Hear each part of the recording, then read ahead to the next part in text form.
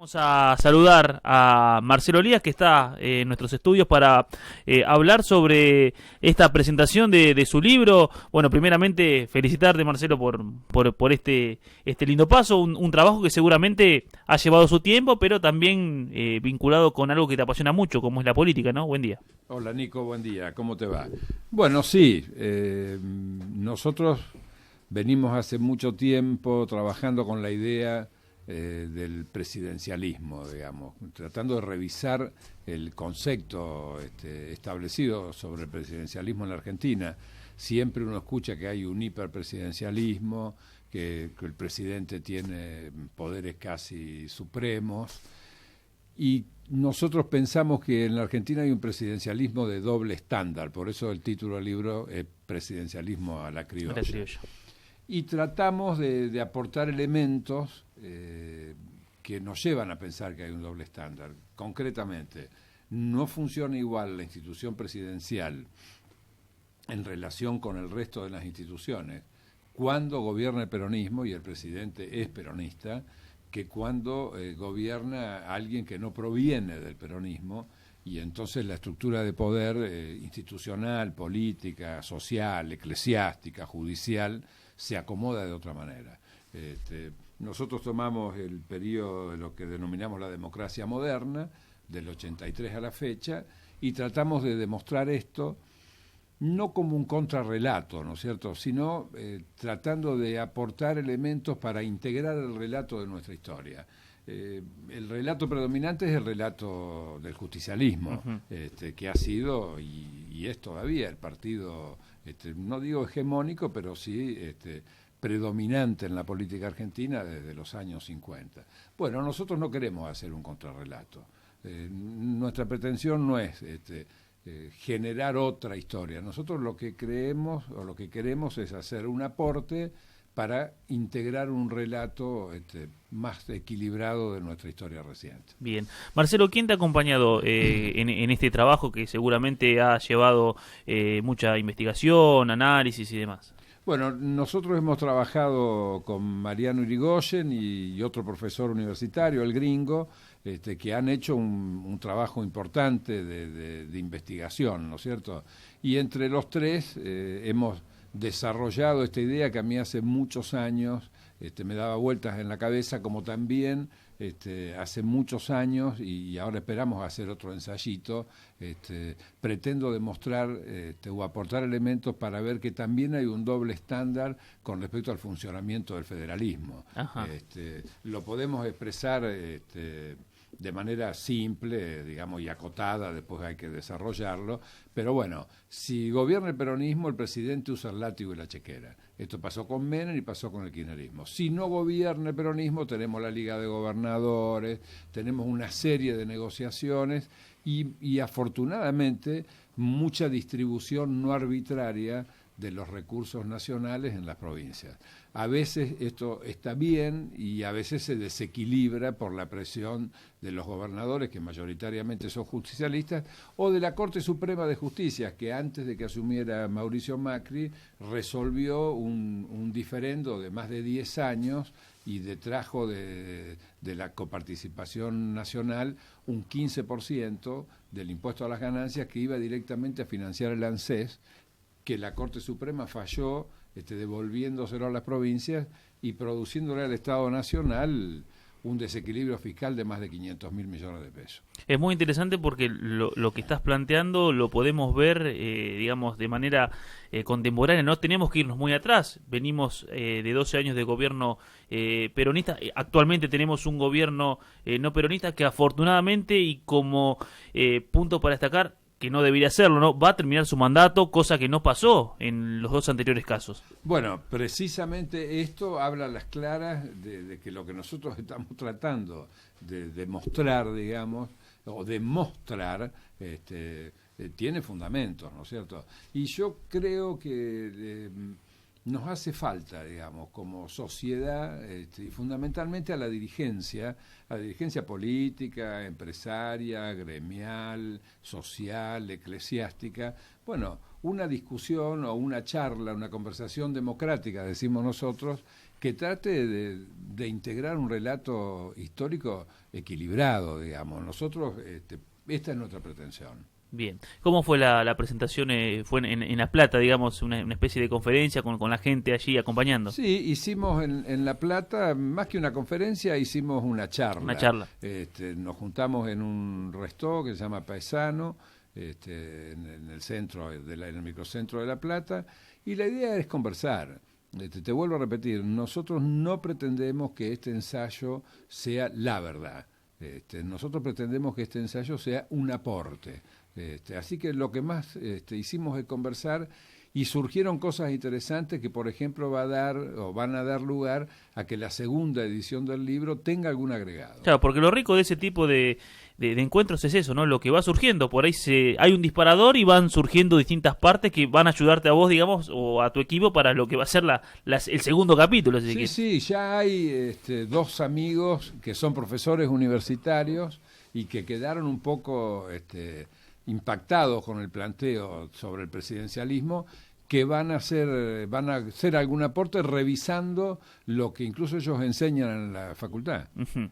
Porque te vuelvo a repetir, es muy común hablar del hiperpresidencialismo, porque si vos lo tomás en teoría, vos podés plantear que hay un hiperpresidencialismo. Ahora, si vos lo tomás en la práctica, no.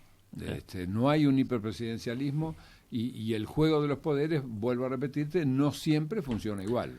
Marcelo, ¿tenés pensado hacer algo aquí, con alguna presentación aquí, alguna actividad en torno Sí, vamos a hacer algo parecido, posiblemente en los primeros días de septiembre. Ajá, vamos a dejar pasar el proceso electoral hasta las PASO y en septiembre vamos a armar una presentación con el mismo formato, charla. Bien. Bueno, me diste el paso justito, ¿no? Justamente, ¿qué semanita tenemos por delante? Momento de definiciones en cuanto al cierre de listas. ¿Cómo estamos en ese tema? Bueno, mira, lo grueso está en principio cerrado.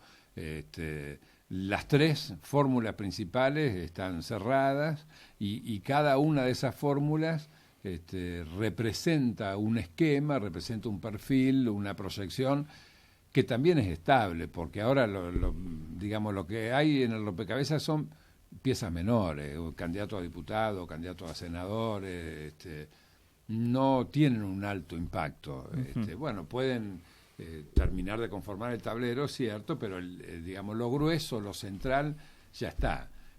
A mí me parece que la fórmula de los Fernández es una fórmula engañosa, porque sigue engañoso, donde la vicepresidenta sigue siendo la jefa, claro. Y el candidato a presidente, bueno, yo no voy a decir que será un empleado o un dependiente, pero es una figura política menor. No creo que ni Alberto Fernández haya pensado alguna vez en su vida que iba a ser candidato a presidente. La fórmula de Labaña Urtubey, yo la denomino la fórmula de la comodidad, porque es la fórmula que evita el debate central de hoy en la Argentina. Y la fórmula de Macri-Pichetto, yo la grafico como la fórmula de la estabilidad de gobierno. A mí me parece que esa es una fórmula que puede terminar con muchos años de alianzas inestables. Uh-huh. Y que puede significar una alianza estable de gobierno para los próximos 4 años. ¿Te pareció una buena movida la de Macri de incorporar a Pichetto, de proponerle a Pichetto la candidatura a vicepresidente? A mí me parece que eso, te vuelvo a repetir, ensancha, más allá de lo electoral, la capacidad de gobierno en el próximo turno de esta conformación, de esta coalición o de esta alianza. Yo creo que era necesario, porque si no podíamos tener un próximo turno con un desequilibrio similar desde el punto de vista político-institucional que tenemos hoy, y por lo tanto más dificultades y más trabas para llevar adelante en la Argentina reformas en las que todos estamos de acuerdo, pero en las que muchos no quieren pagar, entre comillas, los costos políticos de hacerlo. Claro, ¿no? te dicen adelante de la Cámara no vamos a hacer esto, pero por lo bajo dicen lo tenemos que hacer. Mira, contrariamente a lo que se dice, el gobierno de Macri ha sido un gobierno que ha generado muchos acuerdos. El problema es que muchos de esos acuerdos el gobierno no recibió el cumplimiento adecuado de otros actores. Nosotros en el fines del 2017, después de las elecciones legislativas, hubo un acuerdo muy importante, un pacto fiscal que excedía a los fiscales, en el que participaban no solo los gobernadores, sino también los legisladores. Bueno, este acuerdo tuvo un trámite en el Senado donde el 50% del acuerdo se cayó, que era la reforma laboral. Y quedó solamente lo que se denomina pomposamente la reforma previsional, o se denominaba, que en definitiva era una modificación menor, la de los indicadores de ajuste de las jubilaciones.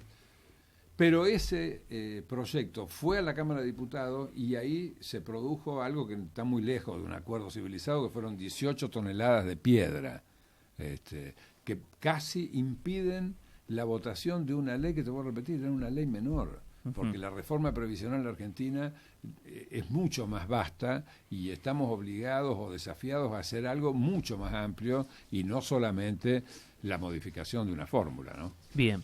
Bueno, y te pregunto a nivel local, ¿cómo viene el cierre de lista para Juntos por el Cambio? ¿Cómo es esa negociación, esos acuerdos internos, ¿no, del frente? Mira, supongo que va a ser un cierre de listas armónico. Yo no veo, primero no veo ningún espíritu de confrontación dentro de los que integramos la alianza. El candidato a intendente va a ser Vicente, el candidato a primer concejal generalmente y como corresponde es una decisión del intendente o del partido del intendente, ya que es su sucesor, digamos, es su línea directa de sucesión. Bueno, y a partir de ahí se acomodarán las cargas entre los otros partidos que integramos la coalición. No creo que vaya a haber ningún problema. ¿Existe algún cierto descontento por parte de uno de los sectores internos? Puntualmente te pregunto por la coalición cívica, por algunas cositas que salieron. Yo no creo que sea descontento, hay una discusión. Mira, todos tenemos aspiraciones y todas las aspiraciones tienen un piso de legitimidad. Bueno, después está claro que no todos entramos. Claro. Y hay que ver cuáles son las perspectivas con las que se arma la lista. Mira, en el año 2017 se armó una lista donde todos los negociadores pensaban que iban a entrar 4. Y bueno, ingresaron 6. Claro. Y ahora se vuelve a repetir lo mismo. Pareciera como que hay una puja que se limita a los 4 y yo creo que es muy posible que nosotros, Juntos para el Cambio, en Bragado, obtengamos más de 4 bancas en el Consejo Deliberante. Y por supuesto hay otros elementos de negociación. Están los consejeros escolares y a veces hay negociaciones que tienen que ver con la Secretaría del Consejo. Entonces, a mí me da la sensación de que primero todos los análisis están muy cerrados en la lista de concejales. Y segundo, que todos los análisis hacen, vamos a decir, una boleta corta de concejales. Así que a mí me parece que vamos a llegar a una negociación, a un final acordado sin trauma. Va todo bien encauzado, digamos. Sí, yo veo un clima de tranquilidad y de conversación razonable. Bien.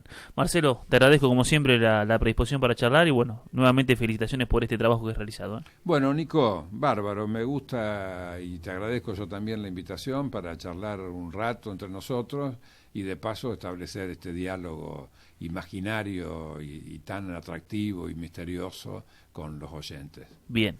Marcelo Elías pasó por los estudios de la radio.